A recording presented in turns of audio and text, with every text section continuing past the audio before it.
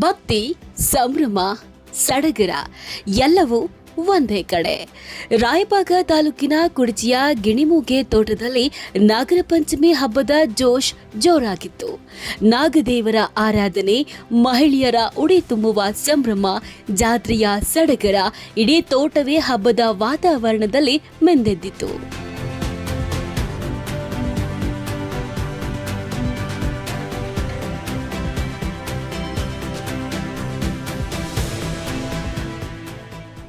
ಹೌದು ವೀಕ್ಷಕರೇ, ನಾಗರ ಪಂಚಮಿ ಅಂದ್ರೆ ಭಕ್ತಿ, ನಾಗದೇವರ ಆರಾಧನೆ ಅಂದ್ರೆ ಸಂಭ್ರಮ, ಅಣ್ಣ ತಂಗಿಯರ ಬಾಂಧವ್ಯ ಅಂದ್ರೆ ವಿಶೇಷ ಖುಷಿ.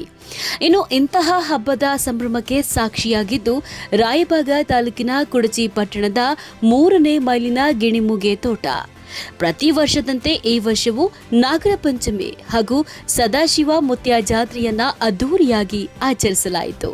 ಬೆಳಗ್ಗೆಯಿಂದಲೇ ನೂರಾರು ಭಕ್ತರು ನಾಗದೇವರ ದೇವಸ್ಥಾನಕ್ಕೆ ಆಗಮಿಸಿ ನಾಗಮೂರ್ತಿಗೆ ವಿಶೇಷ ಪೂಜೆಯನ್ನ ಸಲ್ಲಿಸಿದ್ರು. ಹಾಲು, ತುಪ್ಪ, ಅರಿಶಿನ, ಕುಂಕುಮ, ಹೂವು, ಗಂಧ ಹಾಗೂ ನೈವೇದ್ಯ ಅರ್ಪಿಸಿ ಕುಟುಂಬದ ಸುಖ, ಶಾಂತಿ, ಆರೋಗ್ಯ ಮತ್ತು ಸಮೃದ್ಧಿಗಾಗಿ ಪ್ರಾರ್ಥಿಸಿದ್ರು.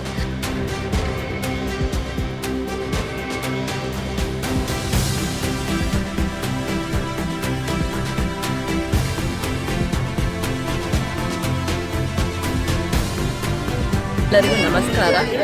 ಎಲ್ಲ ಗಣ್ಯಾರ್ಥಿಗಳಿಗೆ ನನ್ನ ಮನಪೂರ್ವಕ ವಂದನೆಗಳು. ಇದು ವಿಶೇಷವಾಗಿ ಶ್ರಾವಣ ಮಾಸದಲ್ಲಿ ಬರುವ ಹಬ್ಬ. ಇದು ಚತುರ್ಥಿ ಮತ್ತು ನಾಗ ಪಂಚಮಿಯ ದಿವಸ ಬರುತ್ತೆ. ಎಲ್ಲ ಮಹಿಳೆಯರು ತಮ್ಮ ಭಕ್ತಿ ಶ್ರದ್ಧೆಯಿಂದ ನಾಗ ಪೂಜೆ ಮಾಡುವುದು ಒಂದು ವಿಶೇಷ.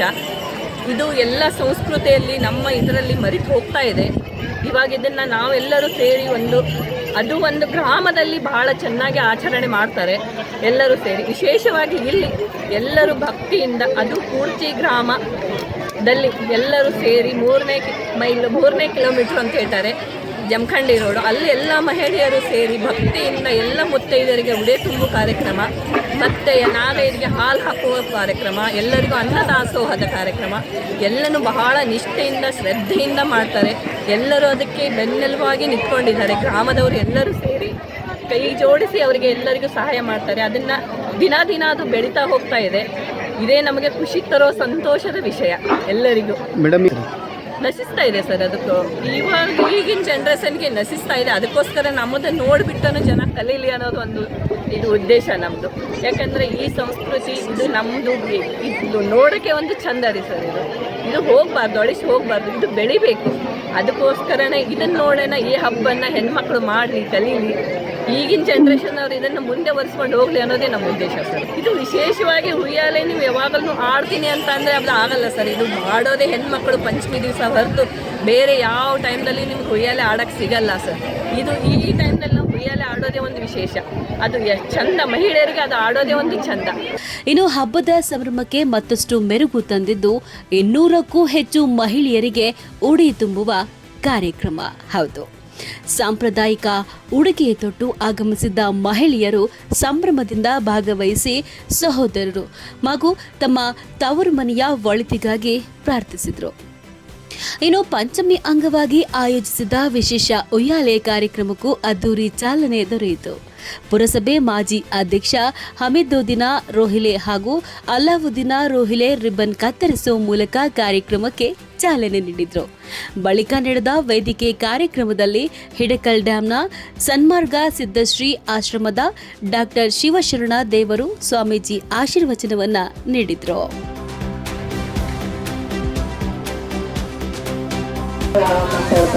ಸರ್ಪಗಳಲ್ಲಿ ನಾನು ವಾಸುಕಿಯಾಗಿದ್ದೇನೆ. ಯಾಕೆ ವಾಸುಕಿಯಾಗಿದ್ದೇನೆ ಅಂತ ಹೇಳಿದ್ರೆ, ಯಾವ ಒಂದು ಸಮುದ್ರ ಮಂಥನ ಅಂತ ಹೇಳಿ ನಾವೆಲ್ಲ ಕೇಳ್ತೀವಿ, ಸಾಕಷ್ಟು ಜನ ಕೇಳಿದ್ವಿ. ಸಮುದ್ರ ಮಂಥನ ಯಾವಾಗ ಆಯಿತು? ಯಾವ ಒಂದು ಸಂದರ್ಭದಲ್ಲಿ ದೇವತೆ ಯಾವ ಬಣ್ಣವನ್ನ ಆಹುತಿಯನ್ನಾಗಿ ಕೊಟ್ಟು ಆಹುತಿಯನ್ನಾಗಿ ಮಾಡ್ತಕ್ಕಂಥ. ಆದರೆ ಇಲ್ಲಿ ಸರ್ಪಗಳನ್ನೇ ಎಲ್ಲ ಒಗ್ಗಟ್ಟು ಭಾವನೆಯಿಂದ ಭಕ್ತಿ ಪೂರ್ವಕ ಇದೆ. ಈಗ ಸಿಟಿಯಾಗ ಏನು ಮಾಡ್ತಾರೆ, ಎಲ್ಲರೂ ಡಾಂಬಿಕ್ ಮಾಡ್ತಾರೆ. ಆದರೆ ಇವರು ಡಾಂಬಿಕ್ ಮಾಡೋಂಗಿಲ್ಲ, ಭಕ್ತಿಪೂರ್ವಕ ತಮ್ಮ ಭಕ್ತಿ ಶ್ರದ್ಧೆ ಮೆಹನತ್ತೆಲ್ಲ ಹಾಕಿ ತಮ್ಮದೊಂದು ಇದರಿಂದ ಭಕ್ತಿದಿಂದ ಮಾಡ್ತಾರೆ. ಮತ್ತು ನಾಗರ ಪಂಚಮಿ ಅಂದರೆ ಏನಿದ್ರ ವೈಶಿಷ್ಟ್ಯ, ಕೆಟ್ಟ ಮಾಡಿದವ್ರಿಗೆ ಒಳ್ಳೇದು ಮಾಡು, ನಾಗಪ್ಪ ಕಡಿತಾನೆ ವಿಷ ಬಿಡ್ತಾನೆ, ಆದ್ರೆ ನಾವು ಹಾಲು ಎರಿತೇವೆ. ಅದ್ರ ವಿಶೇಷ ಅಂದ್ರೆ ಕೆಟ್ಟ ಮಾಡಿದ್ರೆ ಒಳ್ಳೇದು ಮಾಡೋದು, ಇದೇ ನಮ್ಮ ಹಿಂದೂ ಧರ್ಮ. ಮತ್ತೊಂದು ಏನಂದ್ರೆ, ಈಗ ಒಬ್ಬ ರೈತ ಹೊಲ್ದಾಗ ದುಡಿಯಾಕೆ ಹೋಗ್ತಾನೆ, ದುಡಿಯಾಕೆ ಹೋದಾಗ ಒಂದು ಏನೋ ಕೆಟ್ಟ ಮಾಡ್ತಾನೆ. ಅವಾಗ ನಾಗಪ್ಪ ಸಿಟ್ಟು ಬಂದು ಅವೇನು ಮಾಡ್ತಾನೆ, ಮನೆ ಮುಗಿಬೇಕು, ಇವ್ರು ಸರ್ವನಾಶ ಮಾಡಬೇಕು ಅಂತ ಹೇಳಿ ತಂದು ಬರ್ತಾನೆ. ಅವಾಗ ಮನೆಯಲ್ಲಿ ಒಬ್ರು ಯಾರು ಒಳ್ಳೆಯವ್ರು ಇರಬೇಕಲ್ಲ, ಆವಾಗ ಅವ್ರ ಮಗಳ, ಅಪ್ಪ ನಾಗಪ್ಪ ನೀ ಬಂದಿದ್ದೀಪ್ಪ, ಹಂಗೇನು ಮಾಡಬೇಡ, ಮತ್ತು ನಿನಗೆ ನಾ ಹಾಲು ಎರೆದು ಪೂಜೆ ಮಾಡ್ತಾನು, ನನ್ನ ತವ್ರ ಮನೆಗೆ ಏನು ಕೆಡಕು ಮಾಡಬೇಡ ಅಂತ ಬೇಡ್ಕೊಂಡು ಆಶೀರ್ವಾದದ ಈಗ ನಾಗರ ಪಂಚಮಿ ಹಬ್ಬದ ವಿಶೇಷತೆ.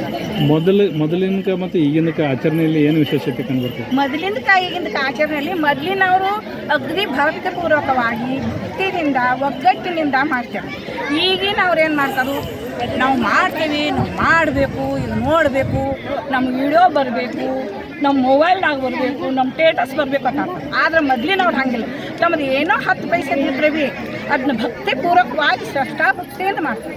ಇನ್ನು ಭಕ್ತರಿಗೆ ಮಹಾಪ್ರಸಾದದ ವ್ಯವಸ್ಥೆಯನ್ನೇ ಮಾಡಲಾಗಿತ್ತು. ಕಾರ್ಯಕ್ರಮದ ಯಶಸ್ಸಿಗೆ ಶ್ರಮಿಸಿದ ಭಕ್ತರನ್ನ ವೇದಿಕೆ ಮೇಲೆ ಸನ್ಮಾನಿಸಿ ಗೌರವಿಸಲಾಯಿತು.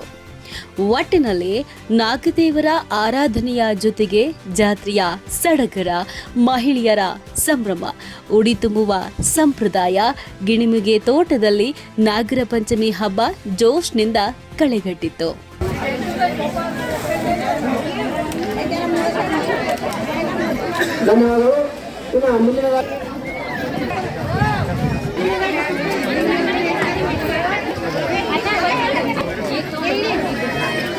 ಭಾರತ ದೇಶ ಹಬ್ಬಗಳ ದೇಶ, ಅದರಲ್ಲೂ ನಮ್ಮ ಪಂಚಮಿ ಹಬ್ಬಕ್ಕೆ ನಾವು ಕರ್ನಾಟಕದಲ್ಲಿ ಭಾಳ ಪ್ರಾಮುಖ್ಯತೆ ಕೊಡ್ತೀವಿ. ಶಿರಗೂರು ಗ್ರಾಮದ ಇದು 3ನೇ ಮೈಲ ಅಂತ ಹೇಳ್ತೀವಿ, ಕುರ್ಚಿಗೆ ಸಮೀಪ ಆಗುತ್ತೆ. ಇಲ್ಲಿ ಉಡಿ ತುಂಬು ಕಾರ್ಯಕ್ರಮ ಮತ್ತು ನಾಗಪ್ಪನಿಗೆ ವಿಶೇಷವಾಗಿ ಹಾಲೇರು ಕಾರ್ಯಕ್ರಮ ಇಟ್ಟುಕೊಂಡಿರ್ತೀವಿ. ಆಮೇಲೆ ಪ್ರವಚನಕ್ಕೆ ಪ್ರತಿ ವರ್ಷದಂತೆ ಈ ವರ್ಷವೂ ಅದ್ಧೂರಿಯವಾಗಿ ನಡೆದಿದೆ. ಆಮೇಲೆ ಬಹಳಷ್ಟು ಜನ ಸೇರಿದ್ದಾರೆ ಇಲ್ಲಿ.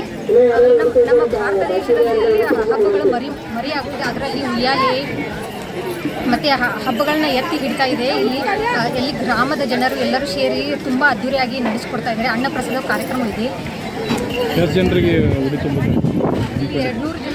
ತುಂಬ ಕಾರ್ಯಕ್ರಮ ಇಟ್ಟುಕೊಂಡಿರ್ತಾರೆ. ಪ್ರತಿ ವರ್ಷವೂ ಜಾಸ್ತಿ ಜನರು ಸೇರ್ತಾ ಇದ್ದಾರೆ. ಈ ವರ್ಷವೂ ತುಂಬ ಜನರು ಸೇರಿದ್ದಾರೆ, ಬಂದಿದ್ದಾರೆ. ನಮಗೂ ತುಂಬ ಖುಷಿಯಾಗಿದೆ.